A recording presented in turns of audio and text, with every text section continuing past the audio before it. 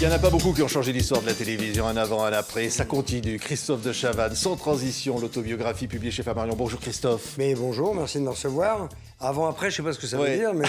Mais quand je dis ça continue, parce Oui. que ça continue. Mais avant, après, ça veut dire qu'à un moment donné, vous êtes arrivé à la télévision et il y a un truc comme ça, une façon de présenter des émissions, une autre manière de les présenter. Ouais, d'abord, je pense que j'ai eu la chance. C'est que j'avais la bonne tête au bon moment, au bon endroit, à la bonne période. Que je sais à peu près m'exprimer correctement. J'ai mon cerveau qui fonctionne Oui. pour la plupart. Non, disons que j'ai fait de la télévision comme je suis. J'ai fait de la télévision en essayant de ne pas adopter de posture. Et d'ailleurs, à chaque fois que quelqu'un me dit, ou des jeunes qui viennent me voir en me disant j'aimerais même voir, vous n'avez conseil, qu'est-ce que je dois faire? Sois toi-même. Et c'est très difficile d'être soi-même devant une caméra parce que on a forcément tendance soit à arrondir un angle, soit à prendre une posture, soit... Et moi, pendant 30 ans, 35 ans, et encore maintenant, je dois travailler à être le plus naturel possible. Oui, mais ça vient de quoi? Parce qu'il y a dans ce livre, il y a les origines, il y a évidemment le nord de Paris, ce père qui va sombrer dans l'alcoolisme, et puis finalement ce gamin qui va même raconter des blagues à un moment donné. Ah non, mais même turbulent. gamin, j'ai toujours été... Oui, ça m'a posé quelques soucis à l'école. Donc j'ai jamais été... Si, j'ai été le premier de la classe pendant jusqu'à la quatrième, oui, au moins la quatrième. Et quand il a commencé à falloir... quand il a fallu commencer à ouvrir des livres, etc., ça a été un peu plus compliqué parce que j'étais assez peu assidu. Et comme j'ai du mal à être concentré et à rester...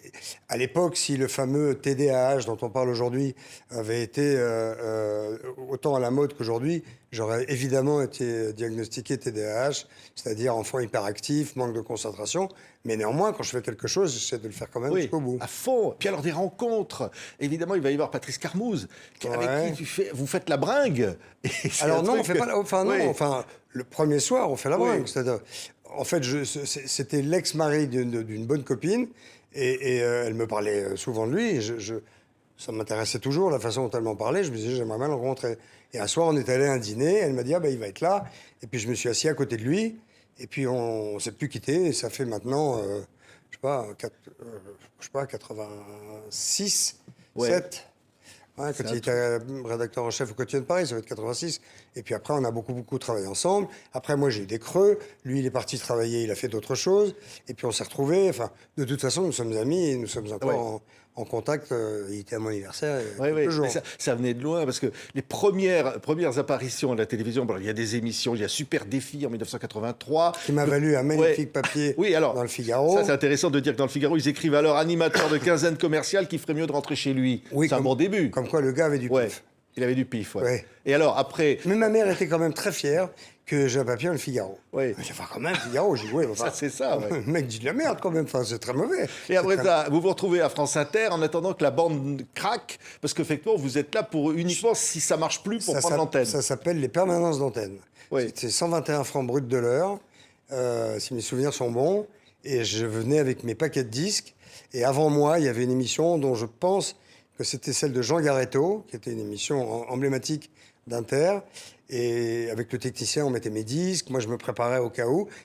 Parce qu'à l'époque, c'était des bandes, des bobineaux. Et si ça pétait, bim, je prenais l'antenne, j'envoyais un disque. Ça n'a jamais pété. Et donc, mes prestations se limitaient à... Vous écoutez France Inter, ting, ting, ting, ting, ting. Il est minuit... Enfin, l'inverse. Il est minuit. Non, vous écoutez France Inter, il est minuit. Ting, tac, tac, tac, tac, tac, tac. Les informations... José Sétien. Voilà. Et je rentrais chez moi, enfin chez nous, puisque j'étais avec celle qui serait la mère de ma fille grande, et qui me disait pas mal ce soir. Mais c'est mignon, tu vois. Oui, mais c'est bien. Mais c'est-à-dire que je prenais ça extrêmement à cœur. Oui, alors admirateur de Coluche.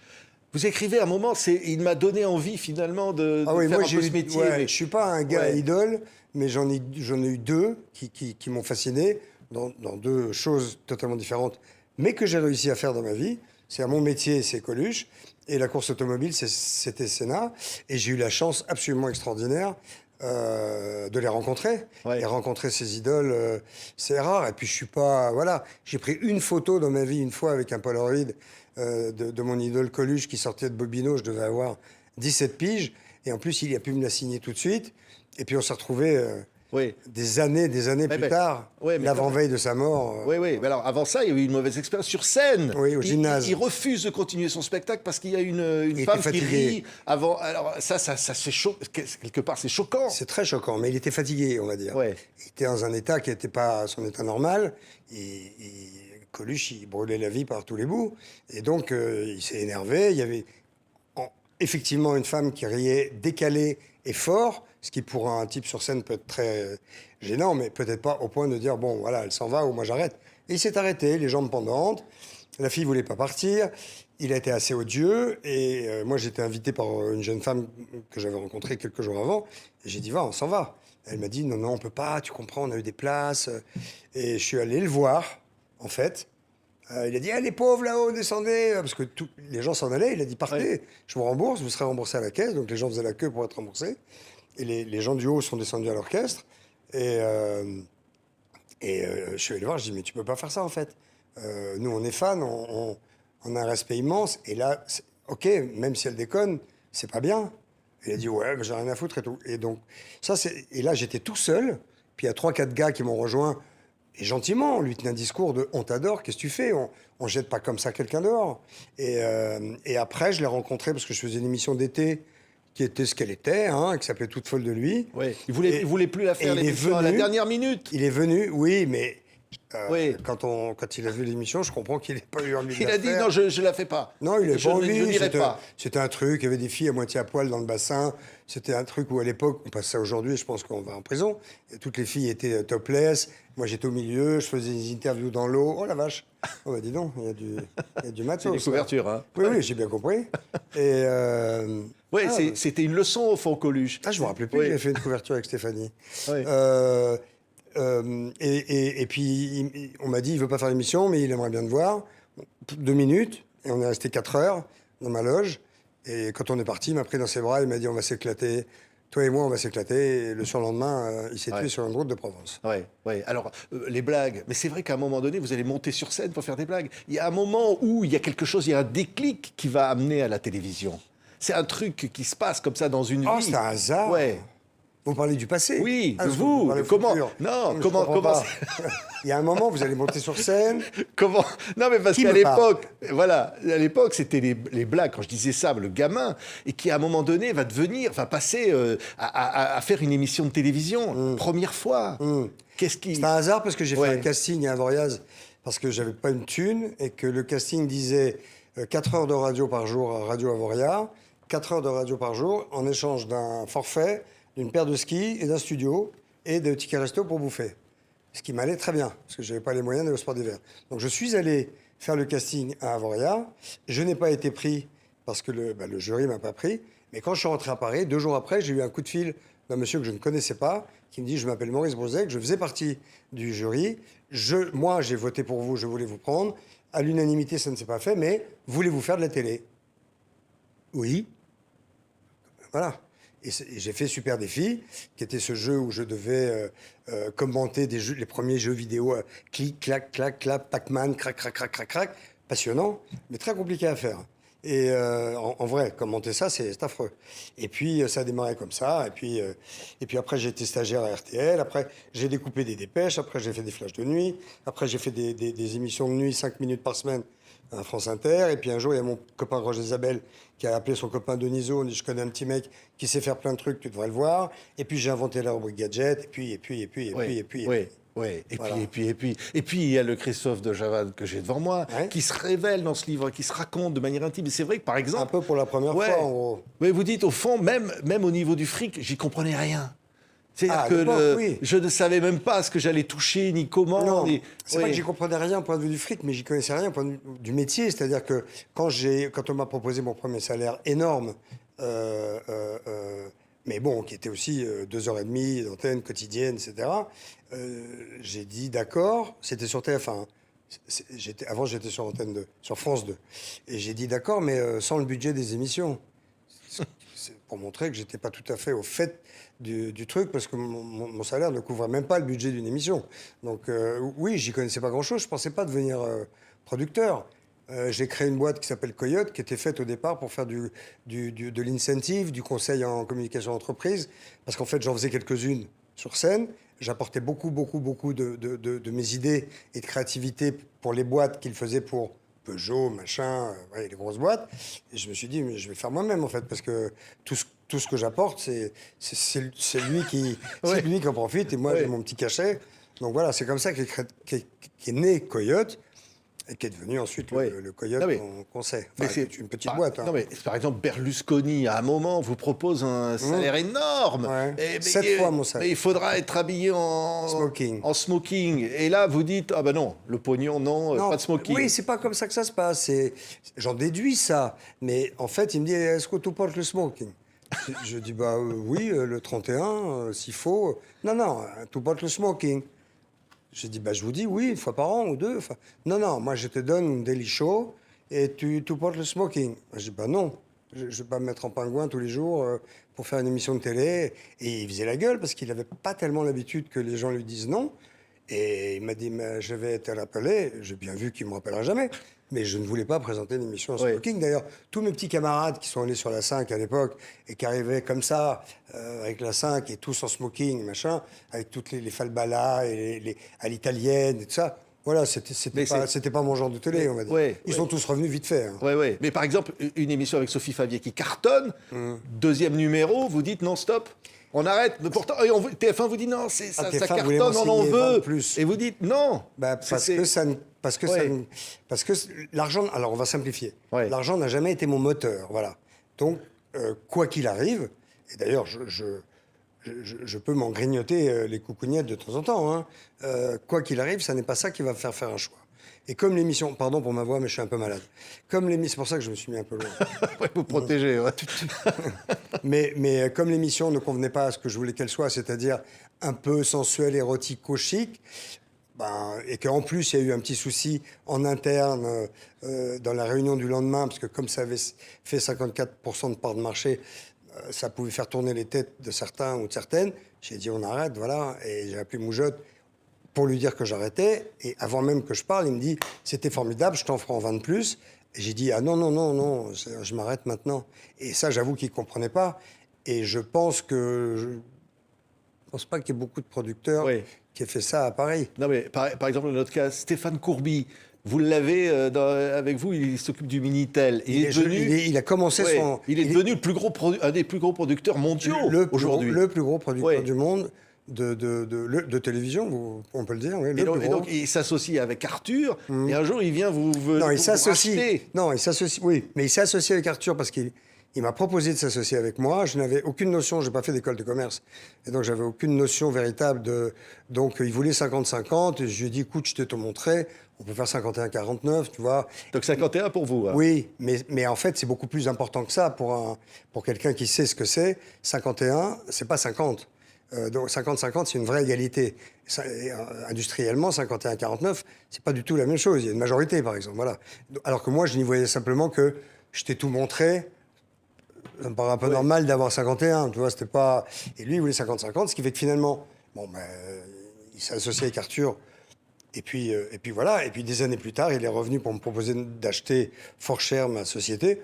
Mais je ne me voyais pas vendre ma boîte à un autre animateur. Non, mais c'était une connerie. Ou Ah pas. oui, énorme, oui. C'était une connerie, faut le dire. Je me suis assis sur 122 millions Oui. de francs. Hein.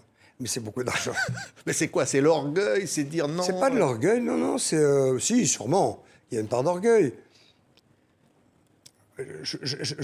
Si Stéphane avait été tout seul, je pense que j'aurais cédé à ses sirènes ou à ses chants de sirènes. Le fait qu'il soit avec un autre animateur, quelque chose m'a gêné probablement. Vous rencontrez une fois en Roumanie où vous dites il prend un enfant, un orphelin, deux orphelins dans les bras, et là vous dites ce jour-là, on comprend dans ce que vous dites, c'est presque le seul jour où j'ai vu de l'humanité chez lui. Non, j'ai pas dit que c'était le seul jour où j'ai vu de l'humanité, mais là j'étais certain qu'il y en avait.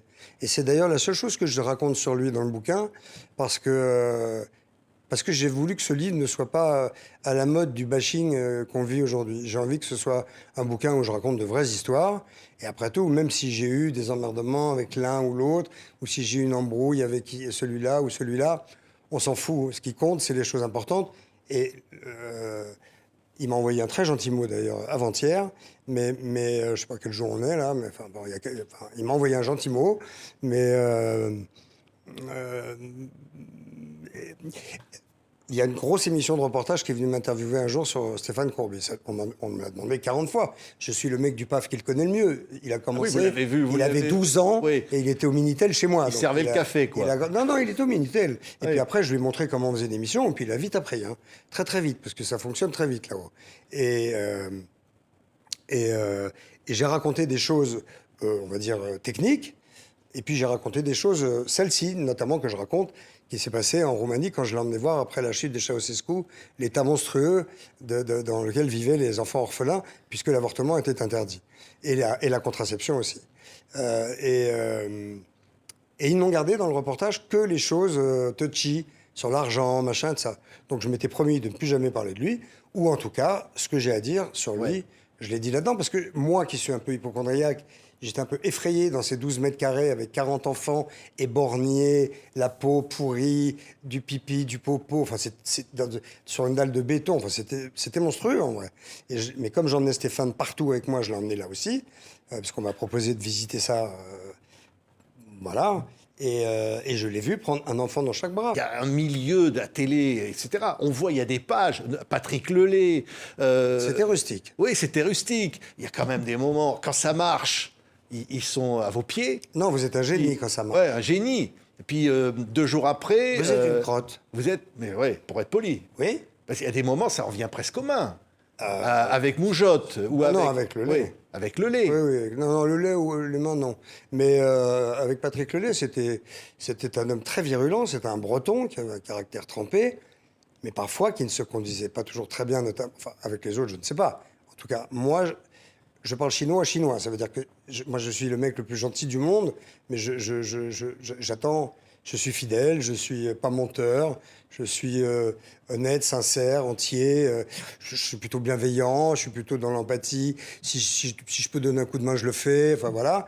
Et vous êtes face à des gens qui ne voient que leur intérêt industriel, et s'il y a un moment...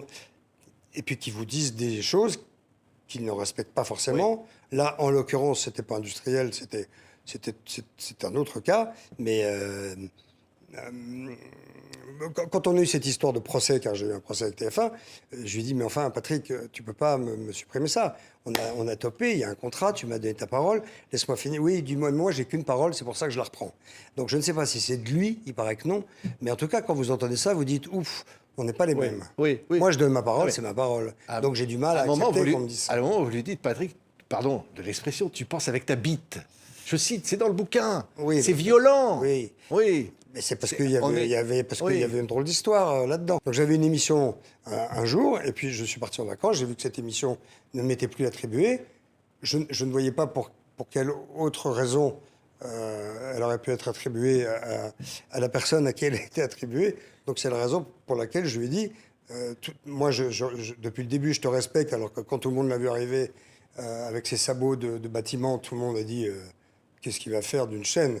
Il en a fait avec Moujotte la première chaîne européenne, il faut appeler un chat un chat. Et donc je dis voilà, jusque-là, il y a respect, parce que tu pensais avec tes tripes. Si tu penses avec ta bite, c'est autre chose. Et là, il est devenu fou. Oui, pratiquement en venant. Ah non, là, il est devenu. Là, il est devenu de la couleur de la table. Mais pas grand monde lui parlait comme ça. Mais en même temps, il se conduisait très très mal avec moi sur ce coup-là. Oui, mais Moujotte, à un moment, il vous dit, c'est un autre sujet, pas de noir à l'antenne, notamment. Ah oui. Non, mais ça quand même, c'était le grand patron de TF1. C'était... Oui, mais il n'y avait pas de noir à l'antenne. Hein. C'est dingue. Oui, donc il n'y en avait pas. Il n'y avait pas beaucoup de noirs nulle part, hein, mais il n'y avait pas de noirs à l'antenne. Et donc moi, j'ai décidé de mettre un camarade de jeu, parce que j'ai toujours fonctionné comme ça. J'avais des gens dans mon équipe qui faisaient des jobs à Coyote, et puis quand je repérais un avec lequel il pouvait se passer quelque chose, je le tentais à l'antenne. Et donc j'ai prévenu que je mettrais Charlie Nestor, il s'agit de lui, à l'antenne, et il m'a dit pas de noir à l'antenne. Ah, et je dis, il n'y a plus coucou. Bon, écoute, fais pas chier, on verra. Et puis, bon, voilà, ça se passait toujours comme ça. C'était toujours... Et après, ils ont mis R. Roselmack, parce que... Et heureusement, mais c'était choquant, oui. C'était choquant. Alors, moins grave, peut-être Bouygues, qui vous convoque parce que vous avez fait une blague après la mort de Georges Simenon, une pipe qui était dite par Denise Fabre. Oui, c'est une blague. Donc, non mais... C'est potache. Oui, mais Francis aimait beaucoup. Francis et moi, on s'aimait beaucoup. Il y avait moi, je respectais énormément cet homme qui était très impressionnant. Et je pense qu'il m'aimait bien parce que j'étais un peu rock'n'roll et que J'aurais pu être un gars de la famille, un peu comme ça. Et oui, mais c'était rigolo. En fait, genre, pendant le bloc-notes, on faisait les couillons à la fin de C'est mon mardi. Avec Patrice, Renora, Michel Field, Sophie Favier. Et il se trouve que 3 jours avant l'émission, la veille ou 2 jours avant, il y a Georges Simenon meurt. Et à l'époque, il y avait encore une speakerine. Et TF1 bouleverse ses programmes pour mettre un film maigret. Et je vois, moi, à la télé, Denis Fab dire un chapeau, une pipe, Georges Simenon s'en est allé, etc. Et donc, j'ai téléphoné, j'ai dit, je voudrais qu'on isole une pipe. Donc, on a isolé uniquement le morceau de pipe. Et pendant le bloc-notes, je dis, attendez, les gars, excusez-moi, on a peut-être une proposition de Denis Fab. Denis Fab, ce soir, vous nous proposez quoi? Une pipe. Alors, 1 fois, 2 fois, 3 fois, puis 2 mardis de suite, 3 mardis de suite. Elle en a eu ras-le-bol, à juste titre, avec le recul. Hein. Et puis, elle avait des enfants. Donc, à l'école, ça devait être un peu le bordel. Et donc, elle a appelé Francis au secours. Et il m'a convoqué. Et j'ai pris, mais une avoinée, mais familiale. C'est-à-dire, comme un père peut hurler sur son fils. Vous voyez ce que je veux dire? Le fils fait une bêtise. Et le père, il le touche pas, parce qu'il le frappe pas, mais il le démonte. Ouais. Et j'ai eu ça, et croyez-moi, quand Francis se mettait en cet état-là, c'était « Oui, oui, Francis, oui, oui, tu m'as bien compris. Oui, tu ne recommenceras jamais. Jamais. » Ouais. J'ai dit « Non, mais jamais, c'est bon, t'as compris. Ouais. » Un autre qui t'a dit « Je vais te casser la gueule. » Non, mais ça quand même. Vous cherchez le buzz. Je ne pensais pas qu'en venant sur... Non, mais enfin, sur TV5 Monde... Qui t'a dit à un moment, et à plusieurs reprises, « Je vais te casser la gueule. » Mais vous avez qu'à lire le livre. Non, c'est Johnny qui a voulu te casser la gueule. Oui, mais c'était sérieux. Mais parce qu'il s'est trompé, et puis qu'il était un petit peu chaud. Il voulait te casser vraiment la gueule. Il l'a pas fait. Oui, mais t'es barré, tu t'es barré. Enfin, non, je me suis éloigné. Oui, éloigné. Non, vous êtes gentil, vous rétablissez les choses dans la vérité. Je me suis éloigné, bah oui, c'était une soirée d'anniversaire. J'allais pas laisser briser cette soirée-là. J'étais à une table, et puis quand j'ai vu qu'il a commencé à mettre ses mains comme ça, j'ai dit, il va me la mettre sur la tronche, donc je m'en vais, parce que ça va. Puis il m'a dit, je vais te casser la gueule comme tu t'es jamais fait casser la gueule. Sauf que je n'avais pas bu une goutte, j'étais totalement sobre, j'étais totalement maître de mon corps. J'ai dit, on n'y est pas, Johnny. Mais voilà, puis je suis parti, mais très vexé. Et puis, plusieurs mois plus tard, il m'a vu dans un restaurant, il m'a fait signe comme ça, j'ai fait no way. Il a envoyé quelqu'un qui est venu 3 fois me chercher. J'ai fini par y aller en disant, qu'est-ce que tu veux?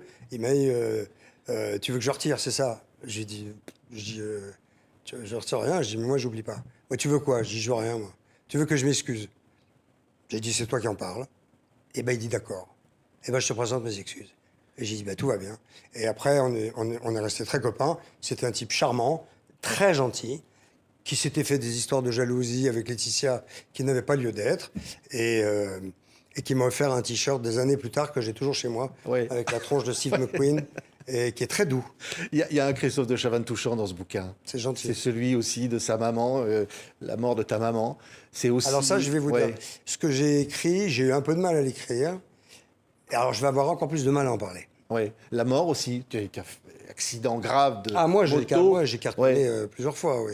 En course automobile, en moto, en hélico, j'ai vécu 1 ou 2 trucs un peu chauds.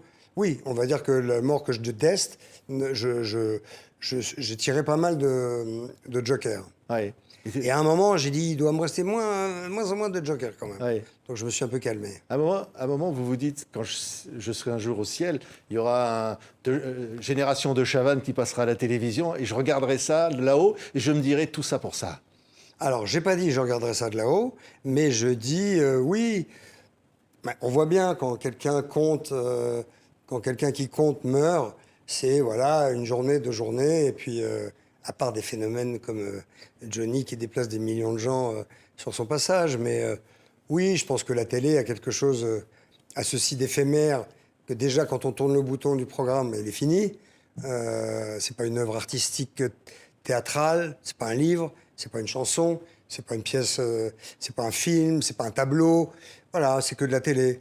Néanmoins, j'y mets toute mon énergie, et encore maintenant le samedi soir avec Léa, ça la met. Dans quelle époque? Mais oui, j'ai tendance à me dire que... Oui, j'ai tendance à me dire tout ça pour ça, si jamais on meurt. et que ça donne parce qu'il est prêt, hein, il est déjà passé, il avait cartonné sur une chaîne.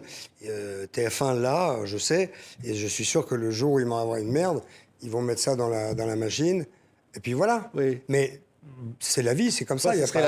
la centième, la C'était- fameuse centième. Non, ça s'appelle Génération de Chavannes, Ouais. dans laquelle il y a la centième aussi, mais c'est tout un montage c'est un prime time de 2 heures avec tout ce que j'ai fait, coucou, Ouais. ciel, machin. Oui, ouais, mais il y a aussi, alors ceux qui disent, mais De Chavannes, il est odieux, mais il est insupportable.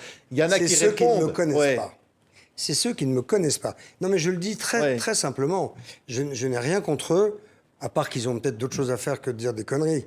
Moi, je ne parle pas de gens sans les connaître, et je ne porte surtout pas de jugement, y compris sur ceux que je connais. Mais j'en parle souvent, ça, autour de moi. J'ai dit, oui, mais les gens... J'ai des potes qui me disent, non, mais c'est pas possible. Il y a des gens qui me disent, non, mais attends, mais lui, je le sais, machin. Il se trouve qu'ils parlent à des potes qui me connaissent par cœur, et qui, en plus, sont des gens suffisamment... dans la bonté, l'empathie et le regard sur l'autre pour ne pas se faire chier à être pote avec moi si j'étais celui-là. Oui. Et donc ils disent, mais en fait, sur Twitter, quelquefois, j'en mets des gens à leur place en disant, mais vous savez pas qui je suis en fait, mon vieux. Pourquoi vous prenez tout ce temps pour écrire autant de choses désagréables sur un mec que vous connaissez Oui, pas? parce que c'est vrai, on a envie de dire, vous aimez les gens. Ben, Parce qu'on c'est- le sent derrière tout ça, c'est parce le que cas. la carrière, tout ça, si on peut parler de carrière. Mais si, c'est une oui. carrière, si. Oui, Si. oui, mais quelque part, c'est ça le fil conducteur. Mais c'est impossible de faire ce que j'ai fait si j'aime pas les gens. Les gens qui se sont permis de dire, il y en a un ou deux, ils savent de qui je parle, officiellement, que ou j'étais ingérable, ce qui n'est pas vrai. Je suis chiant, je suis précis, je suis pointilleux, mais je ne suis pas ingérable. J'écoute dès qu'il y a un bon conseil, je suis le premier à l'attraper, moi. Et j'apprends tous les jours. On apprend tous les jours. Vous, moi, on apprend tous les jours. Mais c'est impossible de faire des émissions de jeu avec des milliers de gens, comme je l'ai fait, comme j'ai ri avec eux et avec ce qui se passait entre nous. Enfin, moi, je n'aurais pas su le faire en étant dans une posture. Je ne pouvais être que vrai. Enfin, si je vous parle avec chaleur, c'est que je me sens bien là. Sinon, on se sentirait moins bien.